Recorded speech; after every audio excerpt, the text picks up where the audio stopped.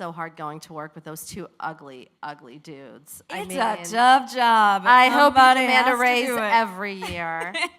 Look, I mean, I think with any job, if you're working with the same people that closely for now 5 years of your life, yes, of course we're a family. We've grown up together.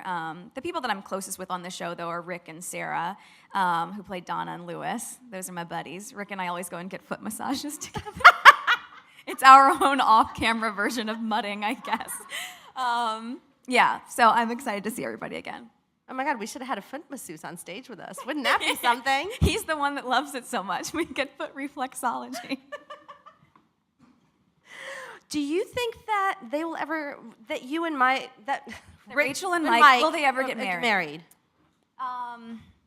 I hope so for them. I think the fans are owed that moment. I mean, we watched them play this game of cat and mouse for so long and so many seasons, and sort of finally see their relationship come to fruition in that way.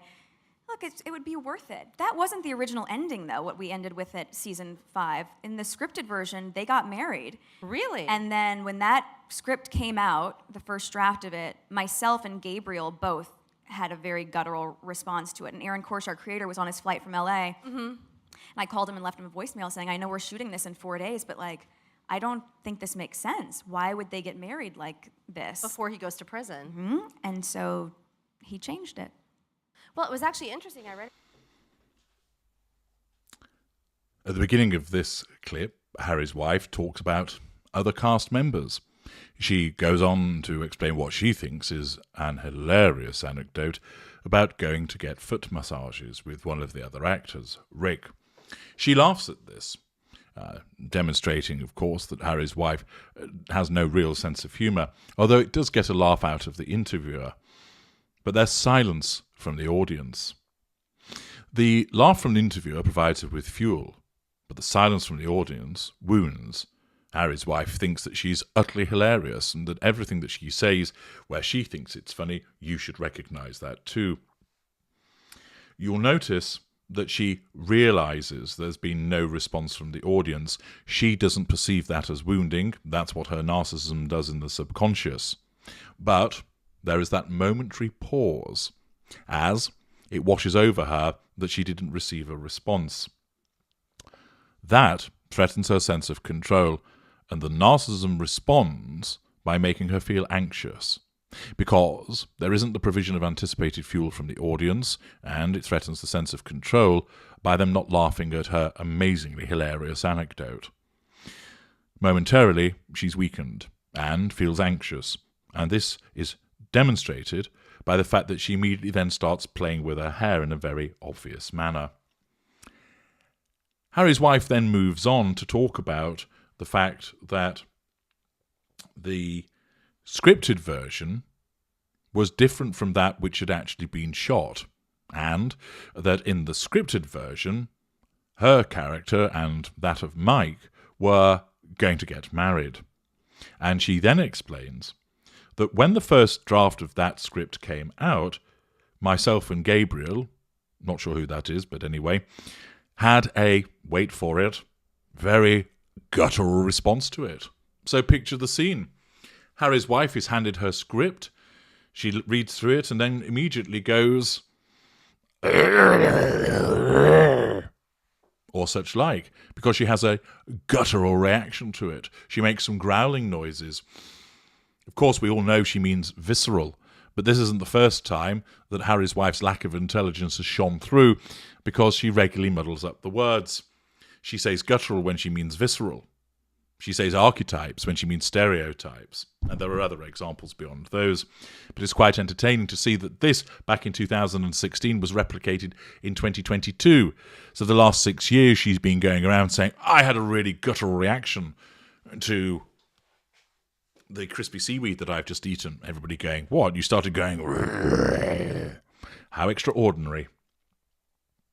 Of course, then she shows her grandiosity and sense of entitlement, and how what's contained within the script threatens her sense of control, because she then explains that she calls the creator and states, I know we're shooting this in 4 days, but I don't think this makes sense. So then he changed it. She shows her sense of entitlement to contact the creator just days before shooting to say, this isn't appropriate. Now, of course, actors regularly do give feedback to creators, writers, directors as to where they see their character is going. And often they end up with arguments about it, or changes are made, or they're not allowed. So what she did wasn't unusual, but understand it's again driven by her narcissism that reads the script, that sees it as a threat to control because she doesn't think that's the way that it should be. She exhibits her sense of entitlement by then responding and contacting the creator, hoovering him in effect, and saying, I know this will probably cause you an inconvenience and other people because we're shooting in a few days' time, but quite simply, my narcissism doesn't give a fuck about that. I want you to change this. And of course, she relays triumphantly to the studio audience here that he did. Look at the smug look on her face when she says that. She is so pleased with herself because she gains thought fuel from the memory of causing this adjustment to be made. And basically, she thinks she's great. But then there's no reaction from the audience to this recollection. No whooping, no cheering, no applause. Nobody going, all hail mighty Harry's wife about to be, for she is brilliant in telling creators what to do. She gets nada, niente, nothing. She's again wounded, and then that causes her to look away. And you see there the anxiety creeping into the eyes as a consequence of the wounding, whilst the smile stays stuck on her face. The narcissism isn't able to respond appropriately. The wounding shows in her eyes, but the grin or the smile is still plastered on her lips, demonstrating the almost robotic way by which it responds. Let's continue with another clip.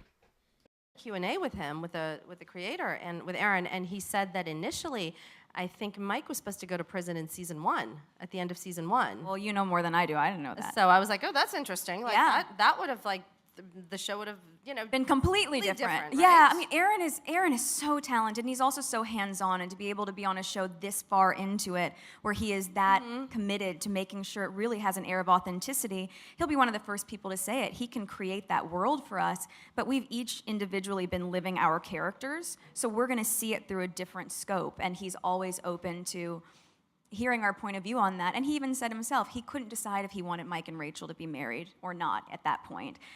So he had been waffling and then ended up changing it. I'm really happy that he did.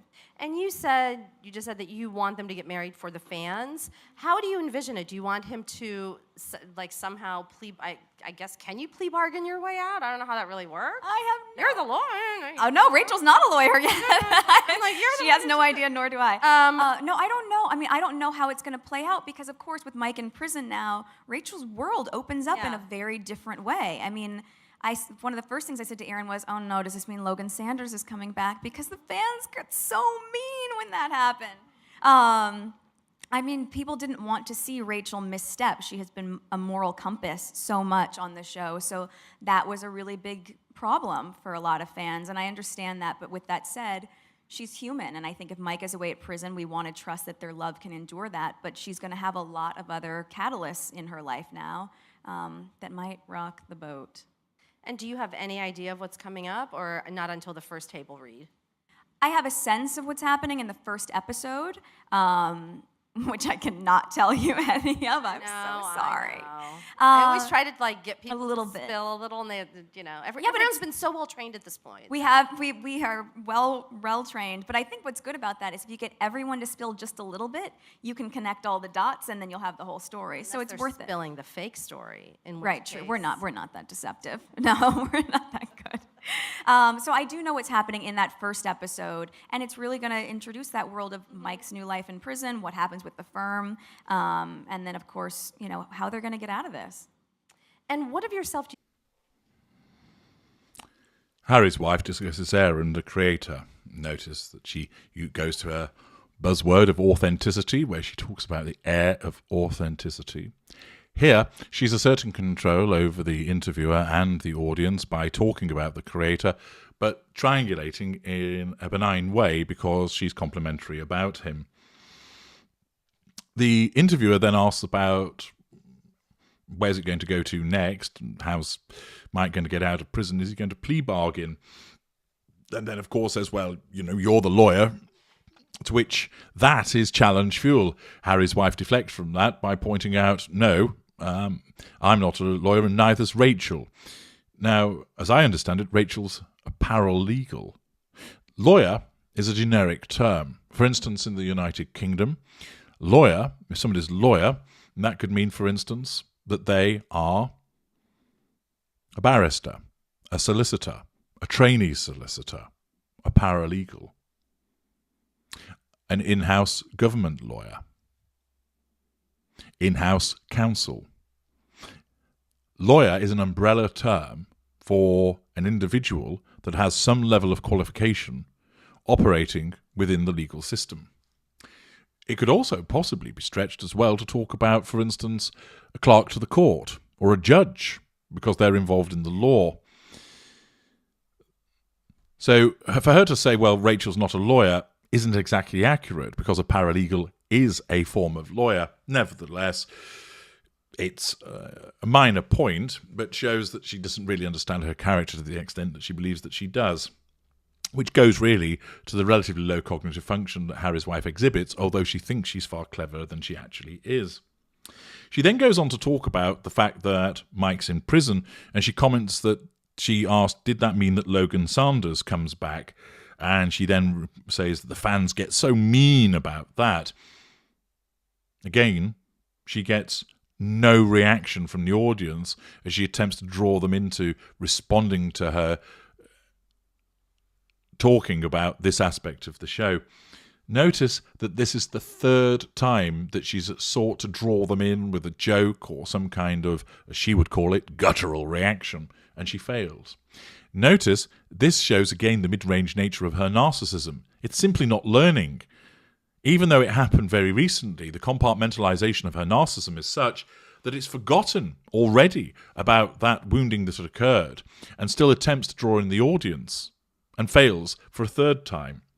This manifests, of course, as wounding, as a threat to control, which creates anxiety, and you see that this time we get the fluttering eyelids, the blinking, the rapid blinking, which I've explained in parts passing. The interviewer then asks, do you know what's coming up, or do you not know until the first table read? Harry's wife goes, I have a sense of what's going to happen. Yes, Harry's wife and her psychic powers, that she's able to have a sense of what's about to occur next. This is exhibiting her grandiosity.